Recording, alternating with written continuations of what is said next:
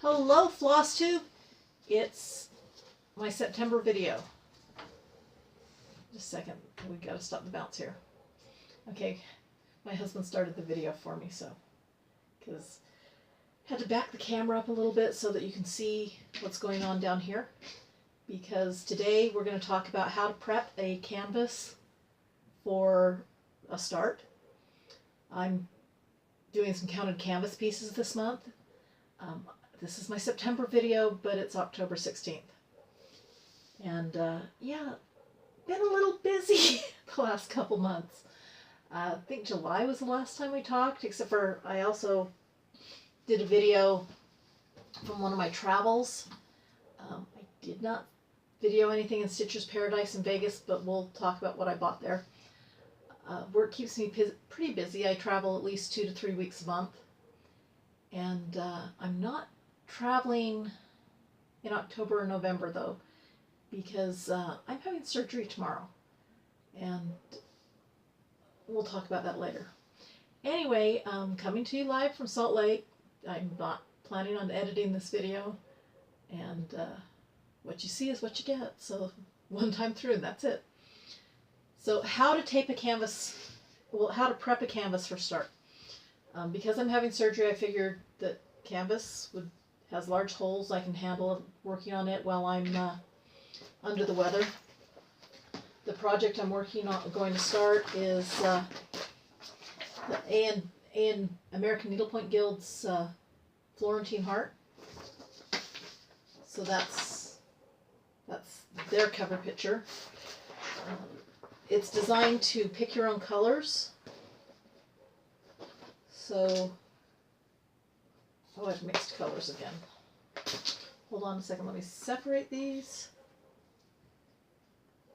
2, 3, 4, 5. Okay. So it's designed for you to pick one watercolors and then pearl cottons to match with your watercolors. So here is my blue watercolors. Here are my 5 blues that go with that watercolor. Here is my other watercolor. It's called Autumn something. Oh, Autumn Leaves. So this is my Autumn Leaves, and these are the colors in my Autumn Leaves. So the khaki, the beige, pink, purple, and mauve. So there's my Autumn Leaves. Here's my blue tanzanite. So tanzanite watercolors and my 5 different shades of blue that are in the tanzanite. So I'm going to be doing, I think I may throw these into 2 separate project bags, just so that I don't, there's a blue in the Autumn Leaves, I don't want to mix it up with the tanzanite. So prepping a canvas. My canvas is 8 by 8. I have my stretcher bars. I have my brass tacks. Always use brass, they don't rust. And then we have Permacell archival tape. So the first thing we do is we run 8 inches of Permacell. Yes, normally I should measure it. But hey, I've got the end of the fabric right here. So you lay it so it's halfway. So you've got half of it, and then you fold it over. Okay, I do not recommend anything but archival tape because glue spreads. Archival tape is very similar to gaffer's tape, where the glue won't spread. So Permacell is the brand I usually use. A lot of your needlepoint shops that tape your canvas are also using Permacell, and they just get it printed with a brand name on it.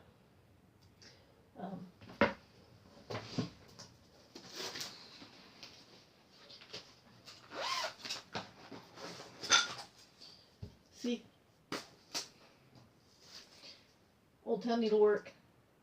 I don't know how long it's been since I got this. I bought this when my kids are younger. My youngest is 22 right now. So, yeah, it's been at least over 10 years. No glue, no spread. You'll notice they didn't tape the selvage edge. I'm not going to tape my selvage edge either because that's a waste of time. Waste of tape.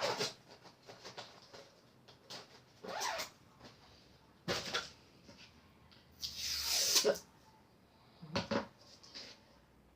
the tape's expensive, so if I get a little piece, well, we'll just use the little piece.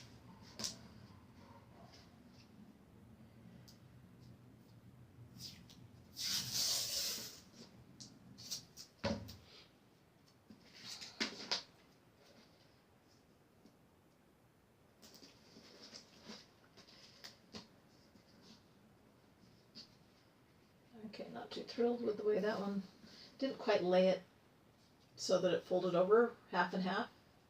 But hey, I could redo it, but it's going to hold the edge and keep it from fraying, so who cares? It's not perfect. Well, maybe I'll just use that piece to cover it up.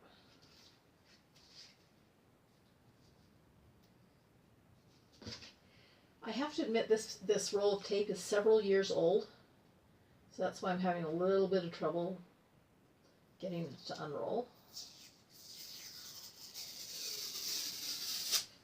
If you don't use perfect tension, it doesn't come out, but you know what, hey, this is 8 inches. So it's a lot easier if you lay the tape down and then lay the canvas on it. At least for me. Okay, halfway. Again, see, halfway, just fold over the edge.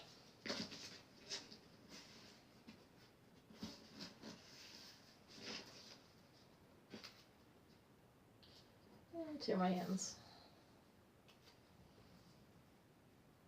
Okay, mentioned I'm not going to do anything with the selvage edge because it's not going to fray.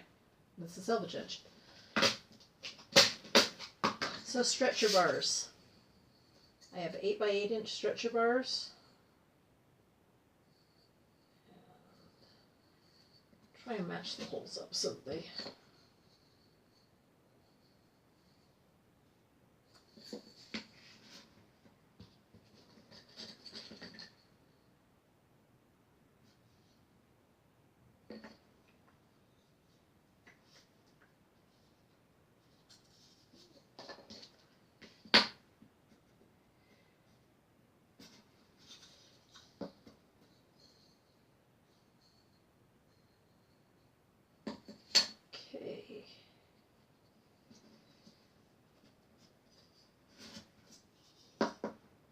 Okay, we have a perfectly square frame.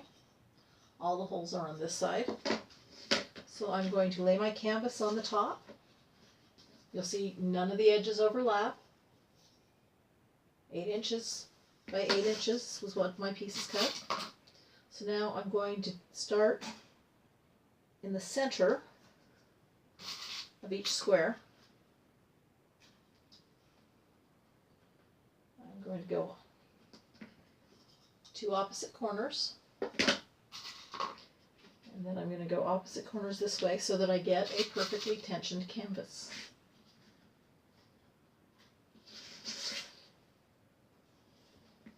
Because if your canvas is not tensioned correctly, it's going to look like crap. So either that or your finisher is just going to cuss you out while they try and stretch it.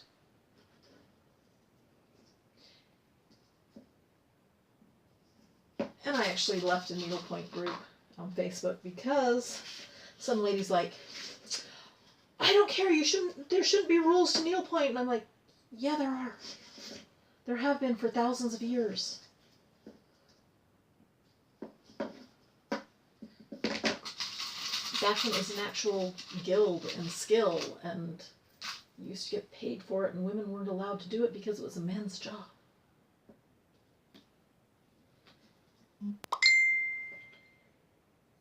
So,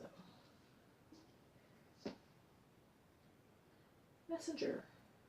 I am currently on a Facebook fast right now. So Facebook, Instagram, and Twitter, I have been offline for 8 days. I have 2 more days to go. So I will be posting this to YouTube, but I won't be posting any promos on it. So it'll be interesting to see how many views I get in 2 days without publicizing. Okay, so we started in the center on both sides. Then we did corners. And then we did halfway between. Now there are some people that will tell you to go even more. Anywhere there's a space over 1 inch. Up to you. I have enough tacks, I can do it. Some people don't. I've got to admit there's some of these that are just a little more space than I want.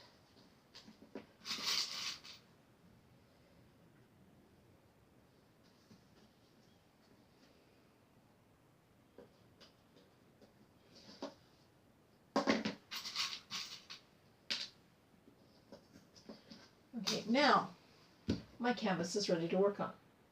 Now with needlepoint, it's up to you whether you stitch in the ditch, which is down in here, or stitch on top. I learned to stitch in the ditch, and that's the way I prefer to do it. So I will be stitching this one in the ditch, and hopefully when we meet again, I'll show you how much I've gotten done. I'll take this one afterwards because you've seen me do it once. You don't want to see me do it again.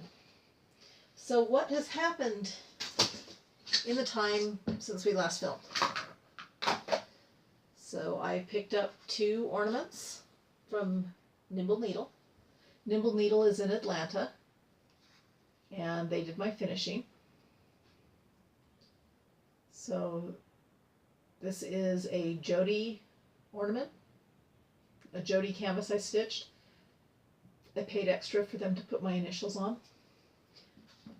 This one they call it an Oreo. So this is my original Bargello ornament that I finished last year. I had them do it as an Oreo style. There are my initials on the back. I just really like the way they did that. So those are going into my Christmas box. So what else have I done? I've been working on travel pieces because I travel a lot now. So, ecology. You can tell the owl has eyes. So ecology is almost finished. There's less than 1,300 stitches left, so that's about 5 to 6 hours of work still left. So that one will be finished at that point. Dragonite is my piece that I stitch when I'm on the plane. It's on Ada. There's my Dragonite. Yeah, you can see the hoop marks, but that's why I don't like using hoops really. I would much rather use scroll frames or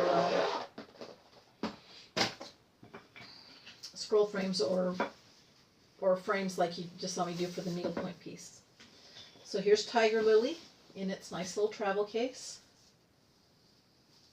There's how much we have done on Tiger Lily. There, Tiger Lily.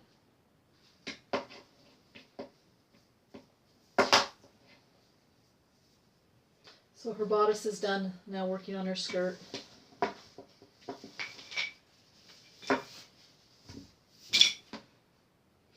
I have, during the month of October, for TW October, I've been working on Dragon Ride. And look how much I've gotten done. We're almost to the point where, well, you can kind of see the outline of where the rider's going to go. Rider's done over 1.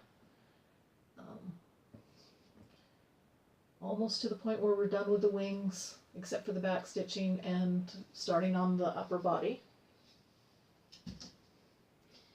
And then during September, I worked on Rose Fairy, which is my son's summer fairy. And she has legs. This is a Joan Elliott piece, except for I did a skin conversion because my son thought she looked kind of Middle Eastern, kind of a belly dancer type. So we did Middle Eastern legs on her. Okay, done the ornaments, done the... Okay. Stash. So, stash. Got that one when I ended up without 11, so that Stegosaurus I showed you, I did not have 11-inch stretcher bars. I have no idea why I don't have 11-inch stretcher bars, but I didn't have 11-inch stretcher bars, unless they're on another project somewhere, because heaven knows we have enough whips. So, since nothing travels alone, this pattern came with the 11-inch stretcher bars. And then I was in Vegas for work, and so we stopped in at Stitcher's Paradise. And my husband wants me to stitch the shield for the city of Durham. And he picked out this light gray Joblin for it. And I really only wanted a very little piece, but she cut me a 1/4 yard. I guess that's the smallest they sell. And then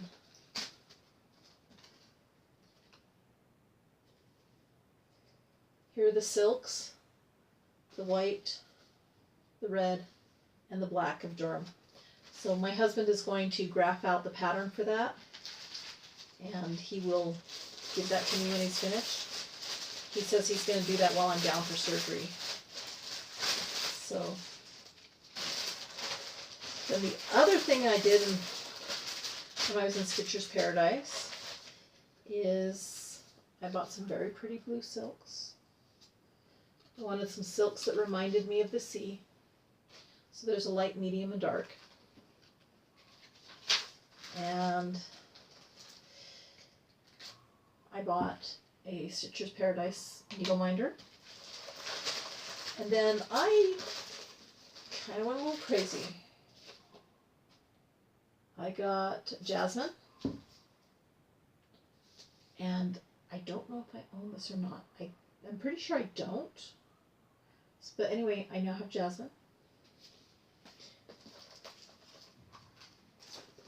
I got Lily of the Valley by Silver Lining. Lady Lorraine by Silver Lining. I've never really been into florals before, but lately I have just been dying for Silver Lining patterns. I don't know why. A couple of years ago, or maybe it was last year, I got this piece for the Victoria's Sampler Candy Cane Village. And I got the Gingerbread Haunted House and the accessory pack that goes with it. Mainly because of all the beads. There is a buttload of beads in there. Okay, Gingerbread Church. Gingerbread Needle Workshop. And I love how this is done so it opens up so you can put stuff in it. The Gingerbread Retreat Cottage. And then of course, because we also have to get the Just Nans, we have Hazel Fun Witch Mouse. And the Witching Hour Cube for Hazel to sit on. And I don't know why I'm getting all the Just Nan mice, other than I really have fallen in love with them. And I haven't started any of them yet, even though I have last year's Halloween mouse, but I haven't started any of them yet. And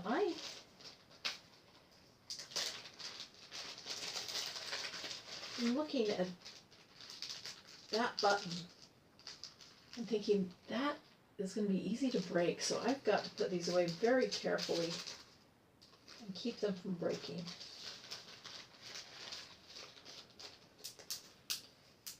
So, and then the problems with stashing.